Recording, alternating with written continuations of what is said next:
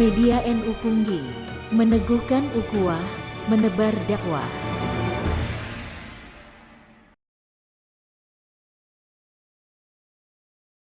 Bismillahirrahmanirrahim. Assalamualaikum warahmatullahi wabarakatuh. Innal hamdalillah nahmaduhu wa nasta'inu wa nastaghfiruh wa na'udzu billahi min sururi anfusina wa min sayyiati a'malina. May yahdihillahu fala mudhillalah wa may yudlil fala hadiyalah. Asyhadu an la ilaha illallah wa asyhadu anna Muhammadar Rasulullah. Amma ba'du. Sahabat-sahabat pendengar media NU Pungging yang dirahmati oleh Allah. Pada kesempatan kali ini kami akan mengambil tema yaitu tentang halalan thayyiban. Islam merupakan agama yang sempurna yang mengatur kehidupan umatnya dengan aturan-aturan terbaik yang sudah diperintahkan oleh Allah. Salah satunya adalah yang paling sering kita lakukan adalah mengkonsumsi makanan dan minuman. Aspek-aspek kehidupan ini diatur di dalam nas, dalam Al-Quran hadis, dari sejak kita bangun tidur sampai kita tidur kembali. Aspek yang paling kecil tadi adalah makanan dan minuman. Dalam firman-Nya dalam surat Al-Baqarah ayat 168, Allah SWT berfirman, Bismillahirrahmanirrahim. Ya ayuhan nas, kulu mimma fil ardi halalan thayyiban, wa la tattabi'u khutuwati syaitan, innahu lakum aduwwum mubin. Hai sekalian manusia, makanlah yang halal lagi baik dari apa yang terdapat di bumi, dan janganlah mengikuti langkah-langkah setan. Sesungguhnya setan itu adalah musuh yang nyata bagimu. Dalam ayat ini dijelaskan bahwa pentingnya makanan ataupun minuman halal dan thayyib yang kita masukkan ke dalam tubuh kita, karena di dalam makanan halal terdapat sebuah keberkahan, barokah. Makanan halal adalah semua jenis makanan yang boleh dikonsumsi sesuai dengan ketentuan syariat. Yang di dalamnya ada dua ketentuan, yaitu yang pertama halal lizatihi atau halal karena bentuknya, dan yang kedua adalah halal menurut cara mendapatkannya atau li ghairihi. Halal dalam artian zatnya, seperti contohnya makanan atau minuman yang tumbuh dari tanah secara alami, seperti buah-buahan, sayuran. Kemudian ada juga daging-daging dari hewan yang disembelih dengan cara syar'i, dengan cara yang sesuai dengan syariat Islam. Kemudian li ghairihi, makanan halal ataupun minuman yang didapatkan dengan cara yang baik dan dengan cara yang benar menurut syariat. Karena apa? Karena ketika kita mendapatkan suatu makanan ataupun minuman yang didapatkan dengan cara yang batil, dengan cara mencuri, dengan cara mengambil hak orang lain, maka termasuk makanan yang haram. Makanan haram, makanan yang tidak boleh dikonsumsi, dan makanan tersebut ketika sudah masuk ke dalam tubuh kita, menjadi darah mengalir dari satu dalam tubuh kita, menjadikan kita manusia-manusia yang makan makanan haram ini mendapatkan sebuah ancaman, sebuah dampak buruk, yaitu bisa jadi nanti makanan-makanan yang masuk ke dalam tubuh kita ketika didapatkan dengan cara yang batil, maka akan menjadikan perilaku-perilaku kita menjadi perilaku-perilaku yang buruk. Karena apa? Karena makanan yang masuk ke dalam tubuh kita didapatkan dengan cara yang batil, dengan cara yang haram. Sebagai contoh, ketika seorang manusia, seorang ayah, seorang suami memberikan nafkah kepada anak dan istrinya dengan cara yang batil, cara mendapatkan uangnya itu dengan cara yang tidak baik, dengan cara mencuri ataupun dengan cara yang korupsi, maka akan menjadikan anak turunannya dan juga istrinya itu menjadi bangkang. Anak turunnya menjadi keras hatinya. Karena apa? Karena makanan haram yang sudah masuk ke dalam tubuh. Dampak buruknya salah satunya adalah membuat hati orang tersebut menjadi keras dan tertutup dari an-nur atau cahaya. Jadi marilah kita para suami ataupun para orang tua di luar sana, kita selalu harus berpikir kritis terhadap apa yang kita dapatkan, apa yang uang yang kita dapat untuk kita nafkahkan kepada anak dan istri kita. Karena ikhtiar kita bukan hanya memberikan makanan atau minuman yang enak, namun juga halal dan thayyib. Kemudian dilanjutkan dari ayat tadi, halalan thayyiban, halalan yang artinya halal dan juga thayyib yang artinya baik.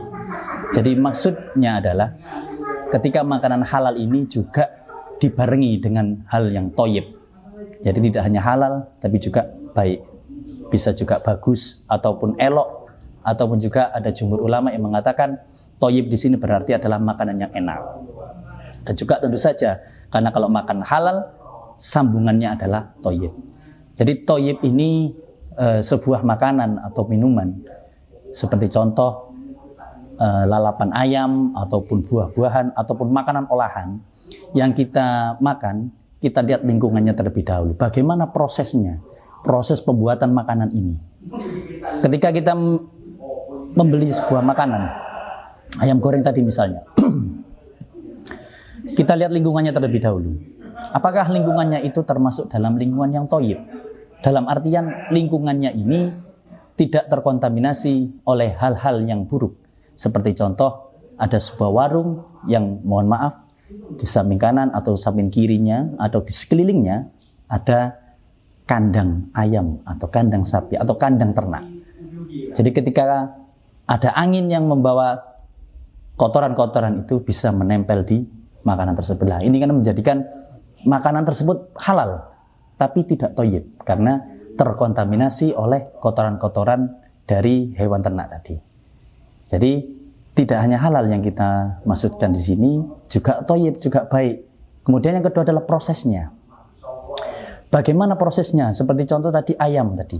Bagaimana cara menyembelihnya? Apakah sudah sesuai dengan syariat Islam? Apakah sudah diniati untuk atas nama Allah atau diniati dengan bismillah? Karena ketika kita berniat atau saat niat tidak atas nama Allah, maka akan menyebabkan makanan ini termasuk makanan yang haram karena tidak dikhususkan untuk Allah Subhanahu atas nama Allah Subhanahu wa taala. Kemudian dari cara penyembelihannya kita lihat bagaimana cara pengolahannya. Pengolahan makanan tersebut hingga kita konsumsi, hingga masuk ke dalam tubuh kita. Ketika makanan tersebut tidak ditaruh di tempat yang semestinya, seperti contohnya tidak dalam wadah yang bersih, yang jauh dari najis, maka makanan tersebut bisa kita konsumsi dan makanan tersebut adalah makanan yang thayyib. Tapi ketika makanan tersebut tercampur dengan makanan-makanan yang haram, seperti contohnya darah ataupun daging babi, dengan satu tempat yang sama, dengan satu lingkungan yang sama, maka akan menyebabkan makanan ini bisa jadi ada keraguan-raguan di dalam kehalalannya. Jadi harus kita pastikan tempat kita makan, tempat kita membeli makanan, dari cara lingkungannya, tempatnya, kemudian cara prosesnya sudah sesuai dengan prosedur yang halal dan juga thayyib. Karena kita kembali lagi, ketika makanan tersebut halal, maka makanan tersebut haruslah thayyib, haruslah baik, haruslah enak, dan juga terhindar dari najis dan tidak terkontaminasi oleh hal-hal yang kotor dan juga hal-hal yang dilarang oleh agama dan syariat. Oleh karena itu,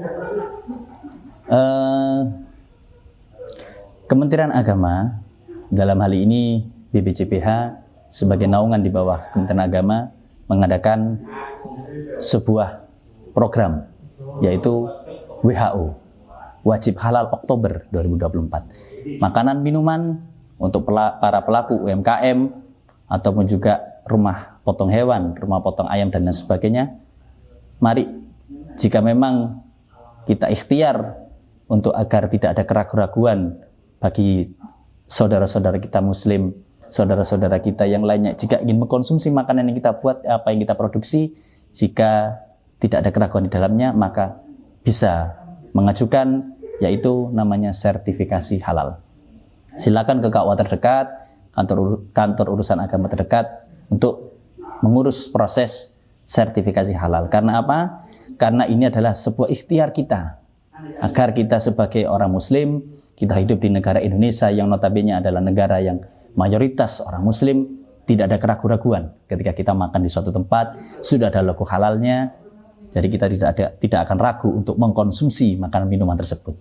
Sebagai contoh, di negara-negara seperti Amerika, Australia ataupun negara Eropa yang lainnya, mereka sudah menggalangkan sebuah kampanye halal. Jadi di sana teman-teman kita, saudara-saudara kita yang muslim yang ada di Eropa sana, di negara-negara luar sana sudah tidak khawatir karena sudah banyak ditemukan outlet-outlet ataupun kedai-kedai makanan sudah berlogo halal. Nah, untuk itu kenapa kok di negara kita sendiri tidak ada? Nah, oleh karena itu marilah para pelaku usaha UMKM ataupun pelaku usaha yang lain dalam hal makanan dan minuman atau rumah potong hewan, kosmetik bisa mengajukan di KUA terdekat. Karena sebuah ikhtiar kita agar di negara kita sendiri, di negara yang mayoritas muslim ini, kita tidak ragu untuk mengkonsumsi makanan ataupun minuman yang diproduksi oleh saudara-saudara kita sendiri. Oleh karena itu, sekian yang bisa saya sampaikan mengenai makanan halalan thayyiban ini. Semoga bermanfaat dan menjadikan barokah bagi kita semua. Amin ya rabbal alamin. Wa'alaikum. Assalamualaikum warahmatullahi wabarakatuh.